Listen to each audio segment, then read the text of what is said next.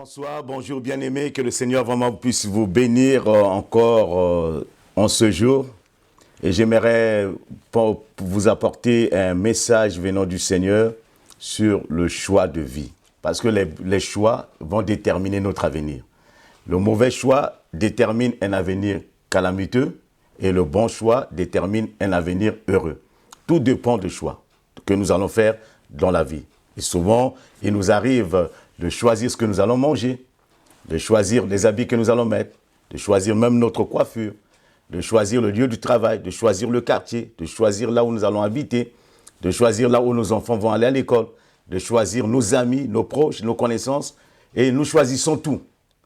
Donc, si nous faisons le bon choix, nous serions heureux. Si nous faisons le mauvais choix, nous serons tellement malheureux. Et cela m'amène à ce que Dieu a dit à son peuple dans le désert, parce qu'ils étaient sortis de l'Égypte après 400 ans d'esclavage. En Égypte, ils n'avaient pas le choix. Ils étaient là au service, ils n'avaient pas à choisir la liberté, ils ne pouvaient pas choisir leur liberté, ils ne pouvaient pas choisir ce qu'ils allaient manger, ils ne pouvaient pas choisir ce qu'ils allaient faire, parce que cela leur était imposé. 400 ans, on leur a imposé une façon de vivre, un style de vie. Et cette fois-ci, Dieu dit, et on voit Moïse, et Moïse les fait sortir. Et quand ils arrivent dans le désert, Dieu veut les apprendre à faire des choix. Parce que quand Dieu a créé le monde, il a laissé le choix à l'homme, la liberté à l'homme de choisir ce qu'il veut. Et l'homme, en lui disant que tu peux tout faire, mais cet arbre qui est là, l'arbre de la connaissance du bien et du mal, tu n'en toucheras pas le fruit. Le jour où tu en toucheras le fruit, tu mourras. Mais l'homme, toujours dans sa recherche, dans sa curiosité, parce que l'homme n'aime pas qu'on lui donne des limites. Parce que l'homme veut vivre sans limite, il veut faire ce qu'il veut en allant au-delà. Et Adam et Ève vont choisir d'aller prendre ce fruit et en mangeant, ils ont ramené toute l'humanité dans le péché, dans la désolation, dans la souffrance, parce que l'homme ne transpirait pas lorsqu'il était dans le jardin d'Éden, mais une fois qu'il a péché, que Dieu lui a mis hors de ce jardin, Dieu lui a dit « tu mangeras à la sueur de son front », raison pour laquelle nous transpirons pour trouver du pain et pour manger. Dans le livre de Deutéronome au chapitre 30, le verset 19, c'est ce que Dieu va leur dire ça dans le désert. « J'en prends aujourd'hui à témoin contre vous le ciel et la terre. J'ai mis devant toi la vie et la mort, la bénédiction et la malédiction. Choisis la vie afin que tu vives, toi et ta prospérité. » Vous savez, même Dieu influence le choix de l'homme. Dieu dit à l'homme, choisis la vie. Parce que Dieu sait qu'il y a le chemin de la mort et il y a le chemin de la vie. Le chemin de la bénédiction et le chemin de la malédiction. Dieu demande à l'homme de choisir. C'est-à-dire, quand un homme choisit la bénédiction, et sa postérité en tirera profit. Tout dépend du choix que nous faisons. Si nous faisons un bon choix, notre postérité en tirera profit. Si nous faisons un mauvais choix, notre postérité aussi en payera les conséquences. Cela m'amène dans l'évangile de Matthieu chapitre 27, le verset 25, où quand Pilate était complètement perdu dans le jugement, il ne savait pas qu'est-ce qu'il faut faire, et lâcher Jésus ou le brigand, et le peuple criait tellement fort, et Pilate va leur dire, cela vous regarde. Et tout le peuple répondit que son sang retombe sur nous et sur nos enfants. Vous imaginez ce qu'ils disent? Ils ne pèsent pas leurs mots. Ils disent que le sang de cet homme retombe sur nous et sur nos enfants. Donc ils bloquent, ils maudissent leur propre génération, ils maudissent leurs propres enfants en demandant que les conséquences de leurs actes affectent la vie de leurs enfants. Vous savez, souvent, les conséquences de nos actes peuvent affecter la vie de nos enfants, la vie des personnes qui sont autour de nous. Mais en lisant ce verset de Deutéronome, je me suis dit, mais qui peut choisir vraiment la mort? Quand Dieu dit, je choisis et je mets devant toi la vie et la mort, la malédiction et la bénédiction, mais qui peut vraiment choisir la mort ou choisir la malédiction? Mais malheureusement, Adam l'a fait. Nous l'avons vu dans Genèse 3, le verset 6, que je vous ai dit, mais je vous donne la référence. La femme vit que l'arbre était bon à manger et agréable à la vue, et qu'il était précieux pour ouvrir l'intelligence, elle prit de son fruit et en mangea. Elle en donna aussi à son mari qui était auprès d'elle et il en mangea. Vous savez, ça, le mal est entré. Ils ont fait ce choix-là. Personne, moi, je ne pensais pas qu'on peut faire ce choix, mais il y a quelqu'un qui a fait ce choix. Bien-aimé, je t'encourage à ne pas faire un choix. Le choix de la mort, le choix de la malédiction. Tu as la possibilité de choisir la vie et de choisir aussi la bénédiction. Parce que la bénédiction nous amène dans une vie extraordinaire. Et Lot aussi a fait un mauvais choix. Quand je regarde dans Genèse au chapitre 13, le verset 11, on dit « Lot leva les yeux et vit toute la plaine du Jourdain qui était entièrement arrosée par la vue. Ce que nous voyons nous trompe. La Bible nous dit, nous exhorte souvent de marcher par la foi et non de marcher par la vue. Quand il y avait des dissons, il y avait une tension entre Lot et Abraham, il a fallu que, pour que la paix revienne, que Abraham appelle son neveu et dit, mais la situation est tellement conflictuelle et compliquée, il faut qu'on fasse quelque chose. Et Lot, lui, qu'est-ce qu'il fait? Il fait le choix de se séparer d'Abraham pour aller vivre dans la ville de Sodome. Il a fait le choix parce que ce choix était motivé par quoi? Parce qu'il voyait la plaine, les choses tellement arrosées, des choses extraordinaires, et il a choisi d'aller dans cet endroit. Et vous vous souvenez du prophète que Dieu a envoyé dans la maison d'Isaïe, c'était le prophète Samuel, que Dieu a dit, va dans la maison de cet homme pour me choisir un nouveau roi à la place de Saül. Et quand le prophète arrive dans la maison, tous les enfants d'Isaïe étaient là, et quand ils voient Eliab, le grand, le beau, et son choix se porte vers lui. Vous savez, souvent, nos choix se portent sur l'apparence des hommes, sur les choses que nous regardons. Et il voulait choisir Eliab, il voulait mettre l'onction de Dieu, verser l'huile sur sa tête. Mais Dieu l'arrête, Dieu dit non, je ne choisis. Toi, tu vois l'apparence, mais Dieu voit à l'état du cœur. Et Dieu nous choisit en fonction de l'état de nos cœurs. Et Dieu nous choisit en fonction des critères que Dieu lui-même il a. Et nous devons faire très attention de ne pas nous lancer dans les choses, de choisir les choses par la chair. Parce que la capacité à choisir est déterminante pour nos destinées. La capacité, vous savez, il fallait choisir un roi pour Israël. Je dirais 3 mots tout à l'heure pour nous aider, pour que nous puissions faire des bons choix dans la vie. Le choix, c'est donner la préférence à une chose au dépens d'une autre. C'est ça qu'on appelle le choix. Les choix sont faits en fonction des désirs, c'est-à-dire que souvent nos désirs à nous, des connaissances et des valeurs que nous avons. Les choix sont faits en fonction des désirs, des connaissances et des valeurs. C'est pour ça que Abraham, plutôt le choix d'Abraham, le choix d'Adam et de Ève était de désobéir à Dieu. Mais ça, ils l'ont fait sciemment, ils l'ont fait volontairement, ils ont choisi volontairement de désobéir à Dieu parce qu'ils savaient, ils connaissaient les conséquences. On leur avait bien dit que une fois que vous avez choisi cela, il y aura une séparation avec Dieu. Une fois que vous avez choisi cela, vous risquez de mourir spirituellement. Ils connaissaient, ils savaient, ils connaissaient les conséquences. Mais pour eux, ils ont volontairement, délibérément choisi de désobéir à Dieu. Et nous devons nous garder de ne pas désobéir vraiment à la parole de Dieu. Notre avenir sera déterminé par le choix que nous faisons aujourd'hui. Les choix que nous faisons aujourd'hui vont déterminer vraiment notre avenir. Et les 3 points que je vous ai promis et que je m'aimerais partager avec vous, c'est premièrement, le meilleur choix de votre vie, c'est Jésus-Christ. Ça, c'est la première chose. Si un homme n'a pas encore choisi Jésus comme Seigneur et Sauveur personnel, bien aimé, il n'a pas encore fait le vrai choix de sa vie. Le meilleur choix, le bon choix. Parce que Jésus, c'est la vie. Jésus, c'est la vérité. Jésus, c'est le chemin. C'est le bon choix que nous devons faire. Et le peuple hébreu, le peuple juif de l'époque, ils ont raté cette occasion de choisir Christ comme leur roi. Ils ont dit, nous préférons le mal, nous préférons le bandit Barnabas, nous préférons celui qui a tué nos enfants, nous préférons celui qui est bandit, celui qui nous vole. Ils ont choisi le mal. Vous savez, ils ont raté l'occasion de choisir le meilleur. Et je prie Dieu pour que ceux qui me regardent, ceux qui me voient, que nous puissions faire le bon choix. Le bon choix de votre vie, c'est Christ. Même si vous n'avez rien, même si vous n'avez pas de diplôme, vous n'avez pas d'argent, vous n'avez pas de maison, vous n'êtes pas marié, vous n'avez pas tout ce que les gens possèdent. Mais si vous avez fait le choix de suivre Jésus-Christ, vous avez fait le bon choix de votre vie. Vous avez fait le meilleur choix et ce choix est déterminant pour le reste de votre vie. Ce choix est déterminant pour l'éternité. Ce choix est déterminant pour les jours à venir parce que la Bible nous dit Dieu a tout mis en son Fils et c'est le meilleur choix. Un jour, les disciples étaient aussi autour de Jésus. Jésus en avait 70. Et Jésus avait prêché un message qui a heurté les consciences, les âmes sensibles, et beaucoup se sont retirés de lui. C'est dans Jean au chapitre 6, le verset 67, je commence verset 67 à 70. Jésus donc dit aux 12, et vous, quand les gens sont partis, restez 12 autour de lui. Et Jésus leur dit, et vous, ne voulez-vous pas aussi vous en aller? Le verset 68, Simon-Pierre lui répondit, Seigneur, à qui irions-nous? Tu as les paroles de la vie éternelle. Et nous avons cru et nous avons connu que tu es le Christ, le Saint de Dieu. Jésus, dans la joie, leur répond au verset 70 plutôt, n'est-ce pas moi qui vous ai choisi, vous les 12, et l'un de vous est un démon. Parce que pour choisir ses disciples, il a passé du temps dans la prière. Il a prié toute une nuit pour choisir ses disciples. Il a pris chaque heure pour chaque disciple.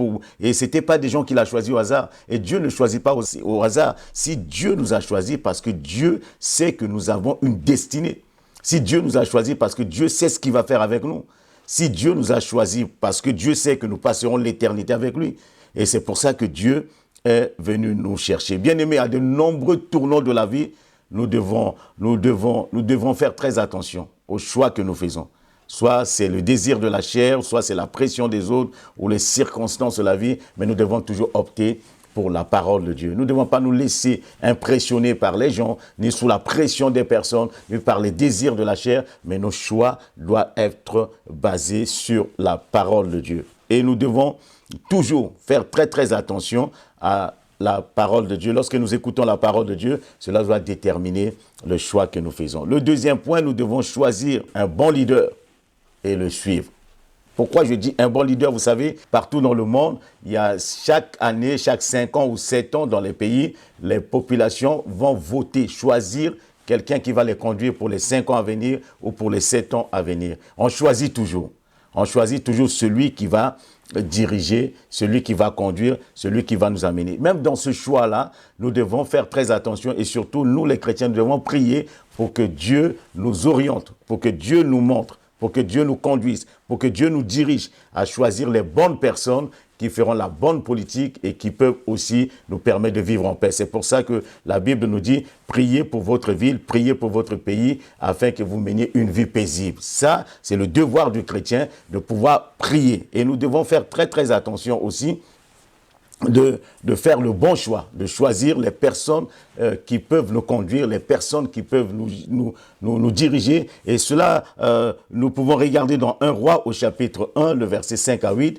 On parle d'Adonijah, le fils de David, fils d'Haggith, se laissa emporter par l'orgueil jusqu'à dire « c'est moi qui serai roi ». Vous savez, Adonijah veut être roi.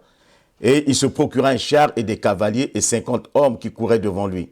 Le verset 6, son père ne lui avait de sa vie fait un reproche en lui disant « Pourquoi agis-tu ainsi ?» Adonijah était en outre très beau de figure, il était né après Absalom. Il eut un entretien avec Joab, fils de Tsérouja, et avec le sacrificateur Abiatar.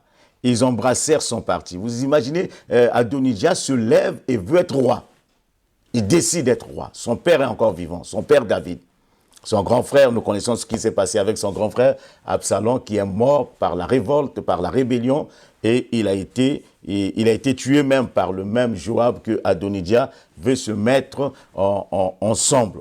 Et Adonijah se lève et s'improvise, s'autoproclame roi. Et la Bible nous dit, il a été voir Joab, qui a tué son propre frère, et le sacrificateur, je dis bien le sacrificateur Abiatar, et ils embrassèrent son parti. Ils se mettent avec lui. Mais le sacrificateur Tsadok, Benadja, fils de Jéhojada, Nathan le prophète, Shimei Rei et les vaillants hommes de David ne furent point avec Adonijah. Vous savez, il fallait faire maintenant un choix. Qui il faut choisir? On ne choisit pas au hasard. Et Joab, qui était un homme qui a marché avec David, va se tromper dans son choix. Il peut nous arriver de nous tromper dans nos choix, mais que le Seigneur nous aide à revenir sur le droit chemin. Il peut nous arriver de nous tromper à suivre les gens, mais nous devons retourner vers celui que Dieu a choisi pour nous, à savoir Jésus-Christ, le Fils unique de Dieu. Il peut nous arriver de suivre des personnes, mais nous devons toujours demander à Dieu, est-ce que je dois y aller? Vous vous souvenez peut-être que lorsqu'il y a eu le veau d'or, ils ont suivi Aaron dans sa folie, ils ont forcé Aaron à faire un veau d'or. Lorsque Aaron a élevé le veau d'or, tout le peuple était en train de danser. Josué s'était mis à l'écart. Et je prie pour que tu sois comme un Josué. Peu importe ce que tu vois, ne suis pas par la chair, ne suis pas par les désirs de la chair, ne suis pas un mouvement, ne suis pas les gens, mais suis le Seigneur. Suis le Seigneur. Et Josué savait très bien que Moïse avait reçu le mandat de Dieu pour accomplir la mission. Il y a des hommes et des femmes qui ont reçu un mandat de Dieu. Si vous priez sincèrement, Dieu vous montrera les hommes et les femmes qui ont reçu le mandat de Dieu pour ne pas que vous puissiez vous tromper. Beaucoup de gens se trompent, beaucoup de gens ont des vies difficiles, beaucoup de gens ont des vies compliquées parce qu'ils font des mauvais choix dans leur vie. Il peut y arriver qu'on le fasse, mais nous devons faire très très attention lorsque nous faisons les choix et de ne pas nous retrouver comme des victimes parce que nous sommes responsables nous-mêmes des choix que nous faisons dans la vie. Et nous devons vraiment, bien aimer, faire très très attention parce qu'il y a beaucoup de situations, de circonstances défavorables dans nos vies à cause de ces mauvais choix que nous faisons dans nos vies. Et j'aimerais dire quelque chose que nous ne devons pas être victimes de nos choix. Dire que, vous savez, beaucoup de gens se disent que je suis victime parce que je vis dans un pays où l'économie est faible, je ne peux pas faire autrement, je n'ai pas eu une bonne éducation, j'ai été abusé dans ma jeunesse, j'ai eu une relation qui n'a pas marché, mon patron n'est pas bien, des gens sont méchants autour de moi, l'oncle ne veut pas m'aider, la maman ne veut pas m'aider, et c'est pour ça que j'ai échoué. Bien-aimé, ne sois pas victime, ton choix est déterminant pour ta vie. Tu dois choisir le bon. Tu dois choisir de marcher en nouveauté de vie avec Christ. Tu dois choisir le vrai chemin. Tu dois choisir aussi les bonnes personnes avec qui tu vas marcher. C'est les gens, il faut choisir. Nous avons le choix de choisir des gens. Regardez la personne, quelle est la grâce qui est sur la vie de la personne. Regardez la personne, qu'est-ce que la personne communique. Regardez la personne, qu'est-ce que la personne a réussi. Regardez la personne, interrogez-vous. C'est pour ça que je dirais peut-être un mot, lors des élections, nous avons le programme des candidats, nous regardons les gens, nous le voyons, qui peut nous conduire, qui peut nous amener, qu'est-ce qui peut nous diriger. Mais nous devons faire très attention aussi dans le Seigneur de regarder le profil des personnes que nous suivons souvent dans la vie. Nous ne les connaissons pas et sur les réseaux sociaux, on peut suivre qui on veut. Mais ce qui est plus important, nous devons toujours nous renseigner sur les leaders qui sont devant nous. Seigneur, veux-tu que je puisse marcher derrière un tel? Veux-tu que je puisse suivre? Veux-tu que j'aille où? Et Dieu nous montrera qu'est-ce que nous devons faire. Et c'est pour ça que les apôtres, quand ils n'étaient pas des apôtres, ils étaient des disciples de Jésus-Christ, ils ont demandé, ils ont dit, mais à qui irions-nous? Nous t'avons vu, nous t'avons connu. Tu nous as pris au bord de la mer, tu nous as pris, on était des pécheurs. Tu nous as pris quand nous ne connaissions rien, mais c'est toi qui nous as amenés. Et ils ont suivi Jésus et nous avons vu qu'ils ont terminé très très fort dans la gloire et dans la grandeur. Il y a des hommes, qu'on disait des vauriens, des gens qui étaient faibles, ils ont suivi David, un leader fort, et ils sont devenus des hommes très très forts. On les appelle des vaillants hommes de David. Josué a suivi Moïse, il a marché avec Josué, avec Moïse, il a été celui qui a fait rentrer le peuple dans la terre promise. Timothée était dans cette ville-là, quand Paul est arrivé, Paul l'a vu, il a suivi Paul, il est devenu un homme important, un grand pasteur de tout le temps. Même il y a dans les paroles de Dieu, il n'y a pas un titre qui est attribué à Paul, mais on dit le livre de Timothée, parce qu'il a été un homme très, très important. Quand nous suivons les leaders charismatiques, des gens, je ne dis pas des télévangélistes, je ne dis pas des grands, mais quand nous suivons quelqu'un qui est intègre, quelqu'un qui est fidèle, quelqu'un qui est loyal, bien aimé, nous terminerons dans la puissance et dans la gloire. C'est à nous de choisir. On n'impose pas le choix, mais chacun doit choisir selon ses propres convictions. Bien aimé, nous devons aussi être responsables de notre vie. Et nous devons croire à la puissance de Dieu. Que personne ne puisse dire qu'on a choisi pour moi. Non, on ne peut pas choisir pour toi. Mais nous devons toujours demander à Dieu quand il faut choisir là où aller. On peut choisir aussi notre église. On peut choisir notre communauté. On peut choisir là où on veut aller adorer le Seigneur. Mais que cela soit dans la présence de Dieu. Ne suivez pas un mouvement, mais choisissez selon ce que Dieu vous dit d'aller. Parce qu'on ne choisit pas n'importe comment. Si vous choisissez n'importe comment, les conséquences sont souvent très graves. Et je terminais par le troisième point en vous disant, bien aimé, tout ce que nous venons de dire, sans la prière, cela ne sert à rien. On fera le mauvais choix. Si nous ne prions pas, nous sommes partis pour faire un mauvais choix. C'est pour ça que nous devons toujours demander à Dieu de nous aider à faire le bon choix. Nous devons demander à Dieu de nous aider à faire le bon choix. Le serviteur d'Abraham a demandé à Dieu de l'aider à choisir une bonne épouse pour Isaac. Quand Abraham le dit, tu vas aller, on le charge d'aller chercher une femme pour Isaac, parce qu'Abraham, on en a parlé avec Isaac, il dit, toi, tu ne vas pas, parce que tu risques de te tromper dans le choix, parce qu'en arrivant là-bas, certainement, il y avait de très, très belles filles, mais il va aller, en allant là-bas, il allait certainement regarder à la beauté physique. Mais Dieu inspire Abraham, parle à Abraham, Abraham envoie son serviteur pour dire à son serviteur, tu vas aller et chercher une femme pour mon fils Isaac. Écoutez la prière de cet homme dans Genèse chapitre 24, le verset 12 à 14. Et il dit, Éternel Dieu de mon Seigneur Abraham, Fais-moi, je te prie, rencontrer aujourd'hui ce que je désire et use de bonté envers mon Seigneur Abraham. Voici, je me tiens près de la source d'eau. Et les filles des gens de la ville vont venir puiser de l'eau. Il dit les filles, il n'a pas dit une fille, il dit les filles des gens de la ville vont sortir pour puiser de l'eau. Que la jeune fille à laquelle je dirai, penche ta cruche, je te prie, pour que je boive, et qui répondra, bois, et je donnerai aussi à boire à tes chameaux, soit celle que tu as destinée à ton serviteur Isaac. Et par là, je connaîtrai que tu uses de bonté envers mon Seigneur. Voyez, lui, il fait une prière. Il y a beaucoup de filles, mais comment il va choisir? Il va choisir qui? Quelle taille? Quelle beauté? Mais il fait une prière en disant, Seigneur, la jeune fille qui va faire ce que je demande, la jeune fille qui fera ce que mon cœur désire, pas son cœur à lui, mais c'était ce que Dieu fait. Une fille qui est vertueuse, une fille qui travaille, une fille qui est serviable, une fille qui reçoit, une fille qui est tournée vers la bonté, vers la générosité. Cette fille sera celle que je choisirai. Bien-aimés, nous devons demander à Dieu de nous aider dans nos choix. De nous aider dans le choix. Souvent, nous nous allions avec les gens, nous nous mettons avec les personnes sans pour autant connaître l'état de leur cœur, sans pour autant connaître leur état d'esprit.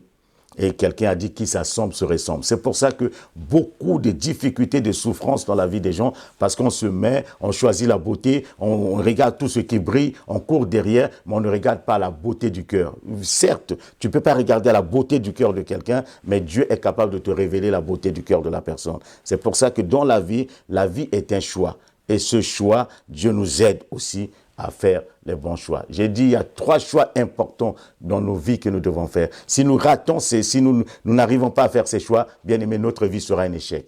Notre vie sera un chaos. Le premier choix, c'est Jésus-Christ lui-même. Jésus-Christ, quand vous faites le choix de marcher avec Christ, c'est le meilleur choix que vous venez de faire. Le choix d'un leader, de celui qui doit nous conduire. Cela est valable même pour une nation. Le choix de celui qui va conduire les prochaines années, de celui qui va vous diriger. Ce choix est très important. Si vous faites un bon choix de suivre la bonne personne, parce qu'il y a des bonnes personnes que Dieu va vous envoyer pour que vous devez suivre.